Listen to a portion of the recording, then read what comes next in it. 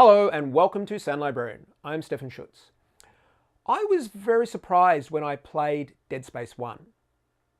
And to be clear, I've not played 2 or 3. I've only played Deadspace 1. So this is all we're going to be talking about here.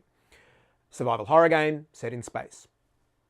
Not an original idea by any means. And when I played it, I went into it expecting a fairly cliched standard survival horror game in space. I expected that I was going to be startled. And what I mean by that is that there are lots of games that call themselves horror games or scary games. And a lot of them don't scare you, they startle you. It's very, very easy if I open a door to have something on the other side go boo. That startles you, it doesn't scare you.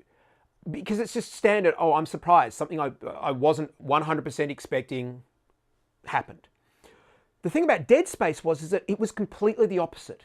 In fact, I went through every single door waiting for the inevitable monster on the other side to go boo.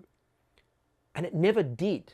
In fact, in the entire game, only once did I open a door to find a creature on the other side, at which point that creature ran away.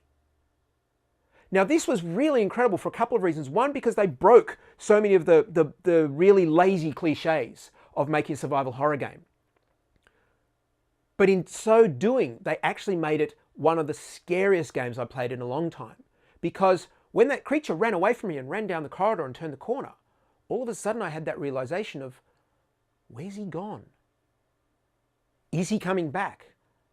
Because I was so startled to have him run away that I didn't even bother shooting at him. And so from a sound point of view, what's happened here is that I've become hyper alert because I'm now listening for him. And this was what Deadspace did so successfully. I found more often than not, the scariest moments in Deadspace were when nothing happened, because then my expectations were really, really high. And the audio did a brilliant job of raising my expectations and my sense of unease. So we're going to get into Deadspace and we're going to have a listen to why I think Deadspace was so successful at being a scary game.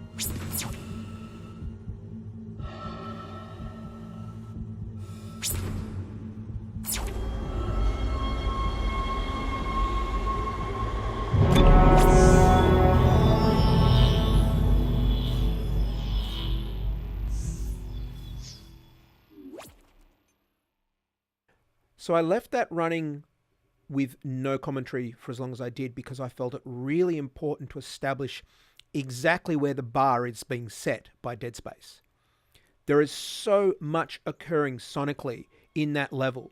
Now that was the end of a level that I'd already completed.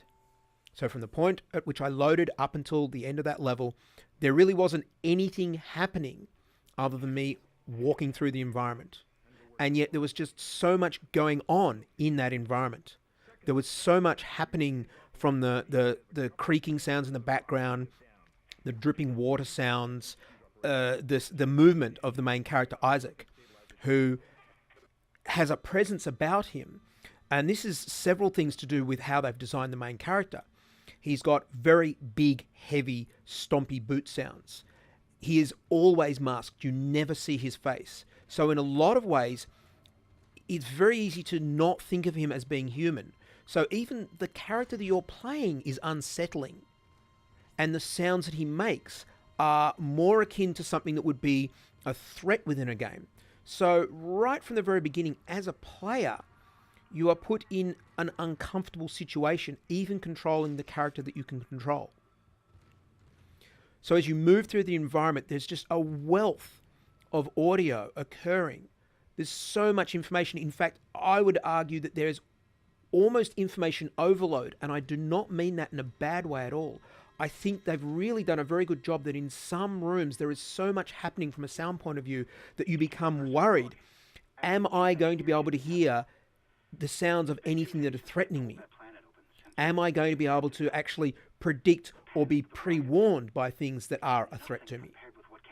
And then in other places, it's very, very quiet, which in itself can become even more terrifying. To kill us, drag us away.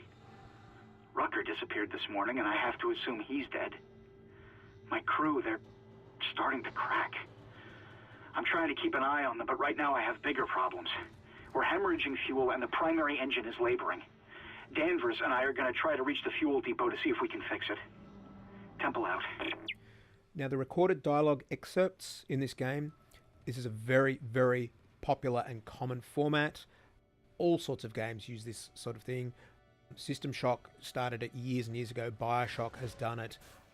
Batman Arkham City and Arkham Asylum have done it. There's been lots of different games that have had little snippets of information that get presented to you only by recorded dialogue, whether it's a recording or whether it's just somebody talking to you via the radio. Quite often the story elements are presented to you just purely in dialogue, with there not being any physical character there. And it's a very, very good format. It allows you to have story presented to you in an efficient way whilst you're still exploring the world. You don't have to sit still while somebody talks to you. But in this game, those snippets of story really, really build up exactly what's been going on here. And in a lot of cases, give you enough information to disturb you, but not enough information to give away the whole story, which tends to add to the tension. So you've got the story elements combined with the environment in which you're trying to get things done.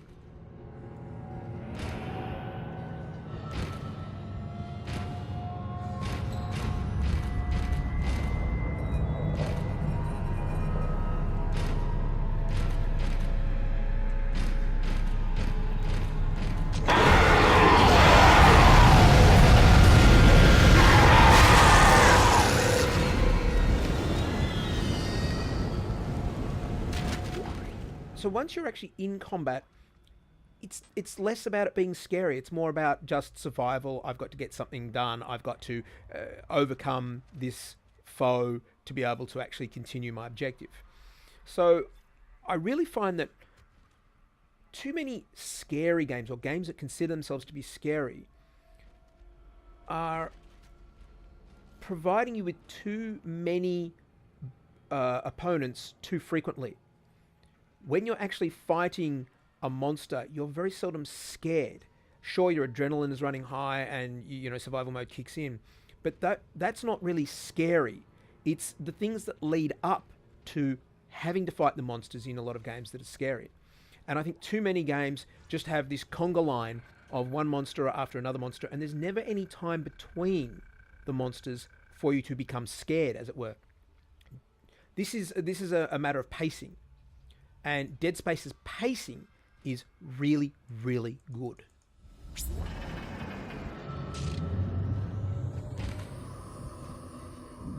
So as I mentioned at the beginning of this video, and that creature running past there is a good example of this, Dead Space has a very, very good habit of giving you things that are there that you can't engage with, and in fact you won't engage with them. But it's the uncertainty of, well, is this creature going to come back? That's the issue. The other thing for me here is this environment. There is just an enormous empty space that is dark, and frankly, in a lot of ways, it's just quite terrifying. And it's terrifying because of the potential of what's there. We hear creaking sounds in the distance. We hear odd screams and cries and moans off in the distance. And the reason why such a huge space is threatening and scary, or potentially scary, is because a large space allows there to be a large creature. So by realizing that you're going to have to move through this enormous open empty cavern, you've got this understanding of what is going to be in there? What is it that I'm hearing? What is it that I'm going to encounter when I have to move through it?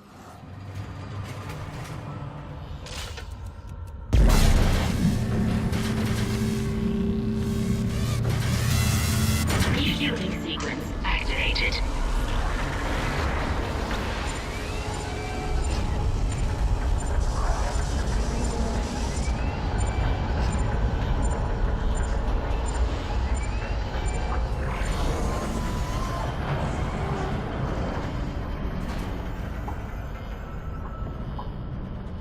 And here we have a machine that is just so enormous that you are very, very close to. You are within very close proximity of it, and you're having to make this machine work. And it's not in a nice, brightly lit, sanitary environment with lots of people around.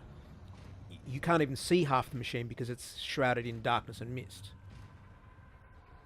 And in general, I think human beings find very, very large things threatening, because something that's that big, just as a matter of course within its normal cycle of operating, could very, very easily harm or kill you.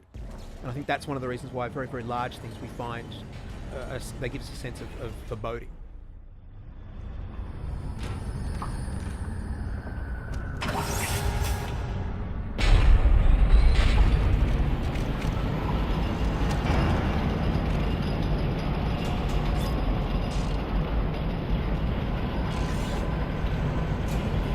This journey here, for so many reasons, I think captures a lot of the essence of why Dead Space is so effective.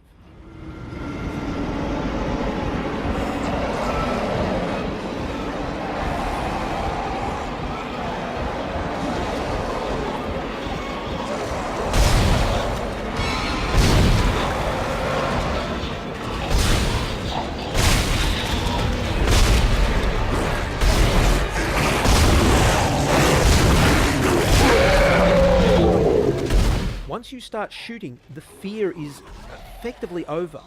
It's the lead up to this. It's the lead up to having to fight. It's the lead up to not knowing what it is you're going to fight, how many of them there are, what they are. Once you start shooting, in a lot of ways, as I said, the survival instinct kicks in, and it's no longer fear in the same sense.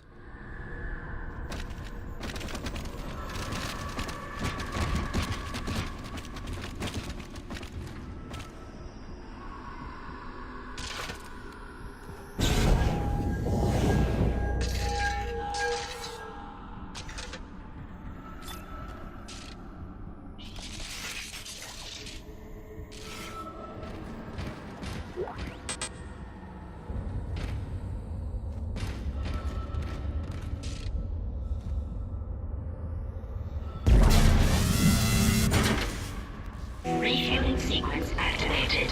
Sufficient fuel to fire primary engine. And again, we have large machinery that we're dealing with in a dark space, in a very, very large dark space.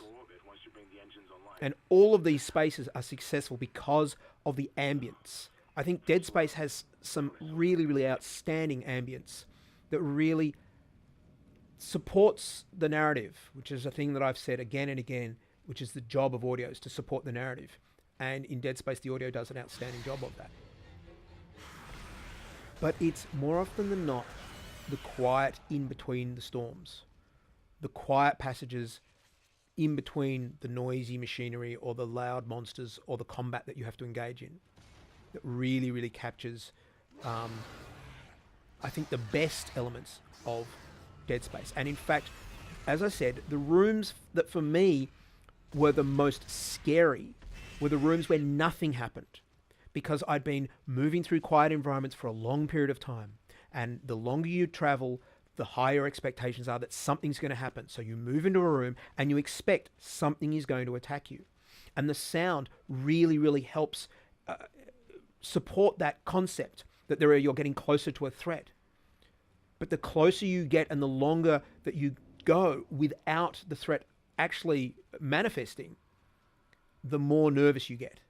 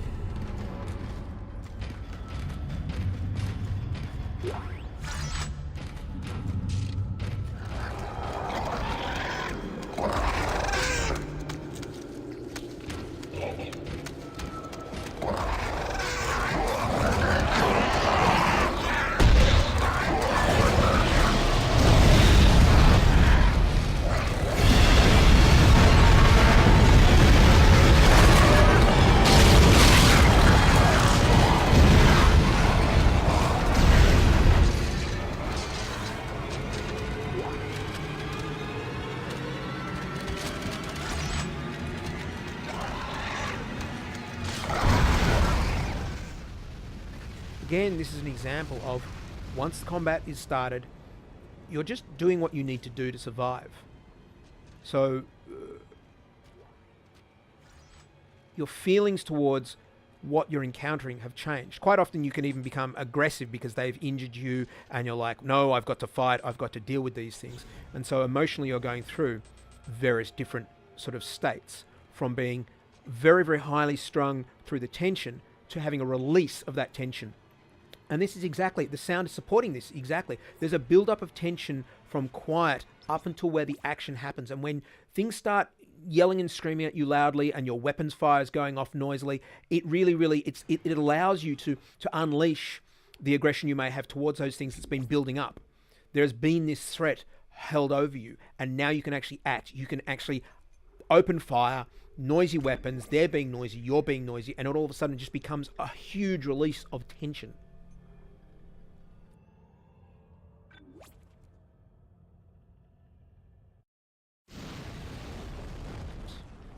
Deadspace also has some fairly serious environmental threats. In a case such as this room here with the flames going, it's really obvious. Don't walk into the flame. Again, it just comes down to some timing. But if it was just a simple platform moving backwards and forwards, you'd be like, okay, well, I've got to get the timing right, that's fine. The presence and the sound of the flames really, really gives you far more of an indication of threat, danger to your being.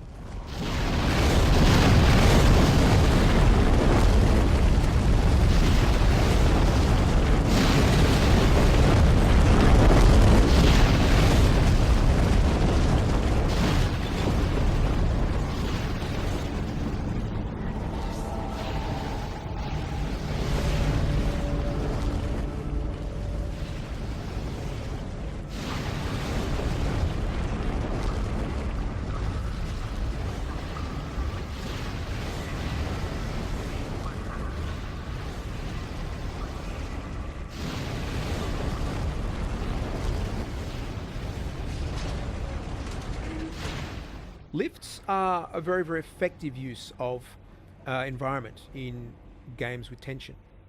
You're effectively trapped in a lift. You can't get out until it stops somewhere. And in this particular case,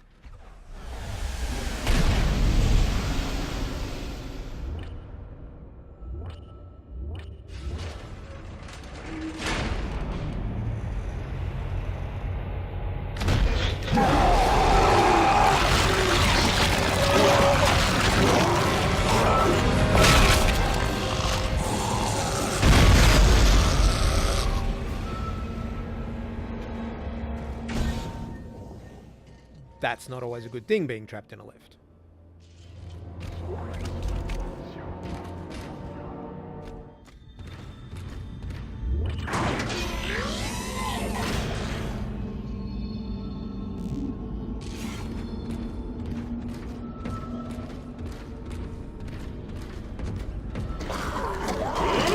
Difficulty detected.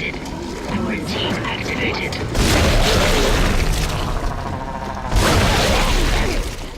Now, this room, I think, is an interesting one from the point of view of there is combat that is initialized, and yet the situation is scary. But it's not because of the monsters. It's not because of the noises the monsters are making or the threat that they actually present. The most scary thing about this room and the combat that evolves in this room is that the instant the first creature appears, the computer system within the spaceship detects that there is something in that room that shouldn't be there, considers it to be some sort of dangerous outbreak, and seals the room. Now again, being in a room full of monsters and the room magically locks itself for some reason until the last monster is killed is something that's been used in games again and again. But in most games, they don't explain why. It's just some magical ability that the monster works into the room and the doors don't open until the monsters are gone. And I've always disliked that function. In Deadspace, however, it makes perfect sense. The computer is actually explaining to you, you're in this room, there's something else in this room that we do not want getting around the ship. We are sealing the room until somehow that thing is disposed of. Quarantine lifted.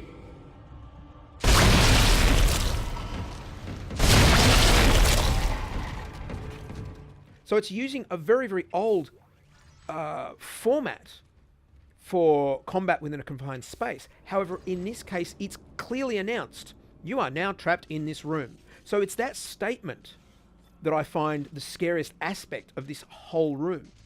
The fact that the computer has said, until you deal with this, you're not getting out.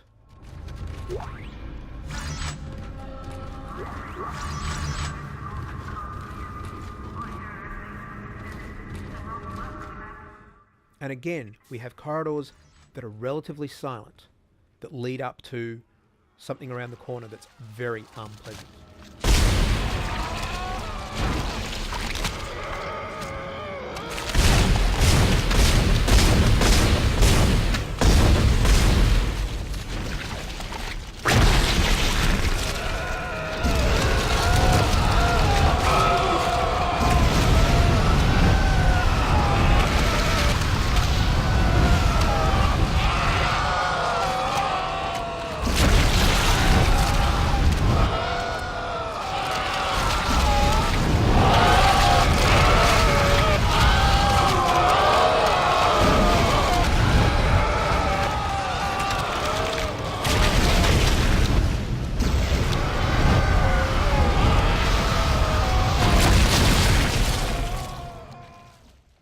Now, these creatures I find extremely unpleasant for the reason that you can see that at the core of this thing is something that's, or was, human.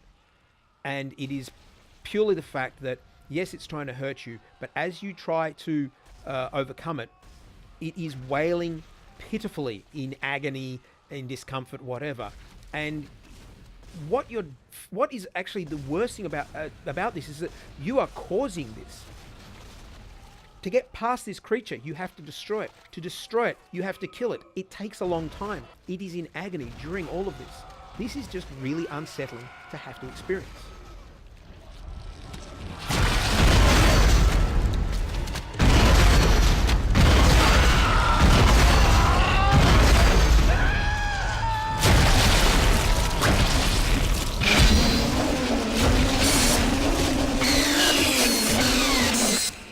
So another point I'll make is that I think Deadspace has succeeded very, very well at creating things that are disturbing. And in general, I think humans find things that are very close to something we know but not quite right. I think we find those things the most disturbing. I consider Isaac to be like that. Isaac is a human being, but he's got a mask on that's kind of scary, and he's big and clunky boots, which is kind of intimidating. And so even the character you play, as I said before, is close but not quite right, and so you find it disturbing.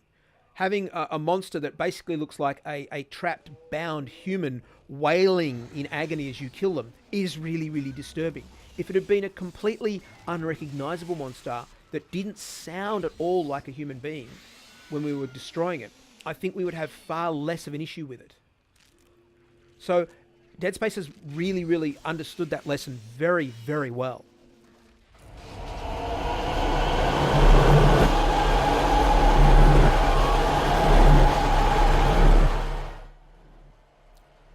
Again, the rail car is almost like an elevator. You're effectively trapped.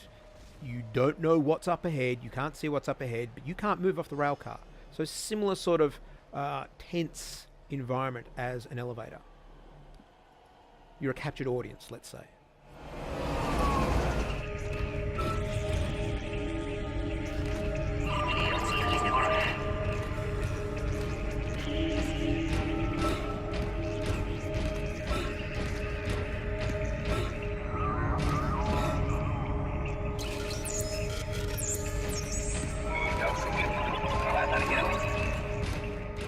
So the zero-G environments are also somewhat disturbing.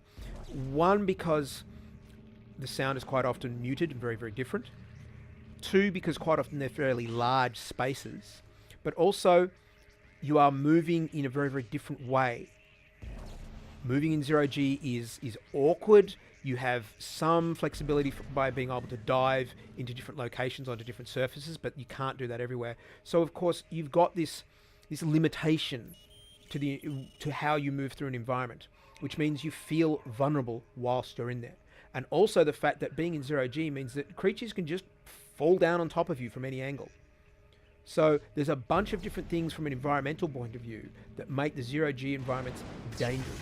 And in this particular case, you're dealing with huge pieces of powerful, noisy machinery, which in themselves feel threatening.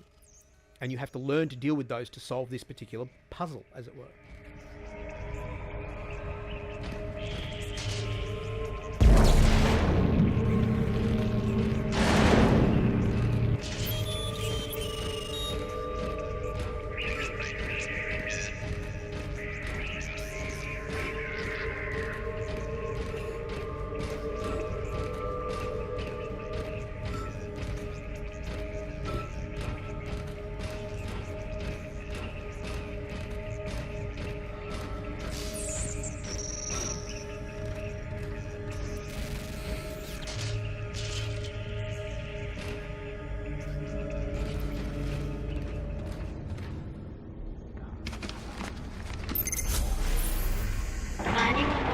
Initiated.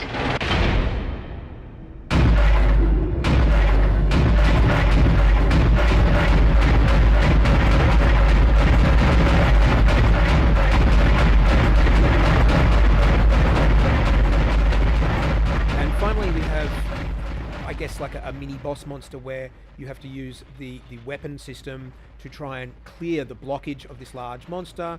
He's throwing things at you. And this is quite interesting because it's very detached. The monster itself is huge, and yet it's so far away, stuck on the hull of the ship, that you don't feel so much a threat from the monster as against the pieces of garbage he's throwing at you. And really, the biggest threat in this entire scene is the hull integrity counter that's counting down there. Sure, it's the monster that's actually doing the damage, but it's that little thing on the side that's beeping at you and warning you that you're in trouble that is actually the most threatening thing in this whole scene. Because if that goes down to zero, you know you're in trouble. So there's some interesting sound design here. The guns themselves are muted because they're on the outside of the ship, and theoretically you'd be feeling the vibrations rather than hearing anything. And of course there's the monster, as I said, that's throwing things at you that impact on the ship. But as I said, I think that really in this scene, the scariest thing is actually the UI interface beeping at you. Opening communications array blast doors. USM Valor, this is Kendra Daniels on the USG Ishimura. Come in. Do not open the escape pod. USM Valor, this is Kendra Daniels on the USG Ishimura. Come in. Do not open the escape pod.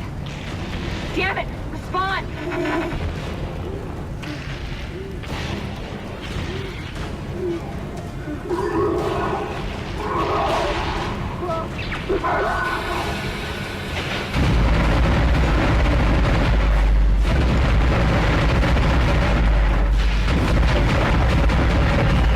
It's headed right for us.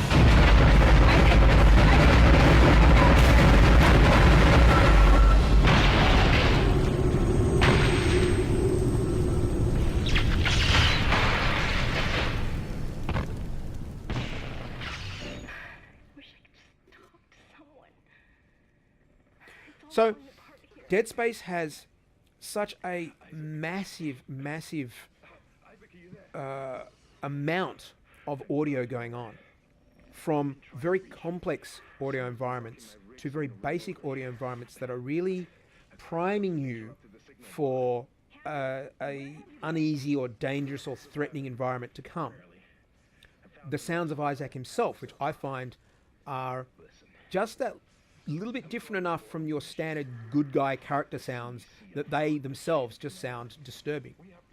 The variety of monsters, and of course the feedback you get from talking to people, recordings, and other things that break the story down for you into small chunks. So Dead Space is a game that creates, and more importantly, maintains a sense of unease, a sense of imminent threat. And I think it does a really outstanding job of being scary. So there are just so many things that Dead Space 1 did right as far as creating an unsettling atmosphere. From what I've heard, sadly, I don't believe Dead Space 2 or 3 did it quite as good a job. I will need to find out for myself. But Dead Space 1 really, I think, reinvented some aspects of the survival horror genre, in that it's what you don't see and what you can't see that quite often is more scary than just things jumping out in front of you and saying boo. Highly recommend it. Please check it out. Thanks for watching.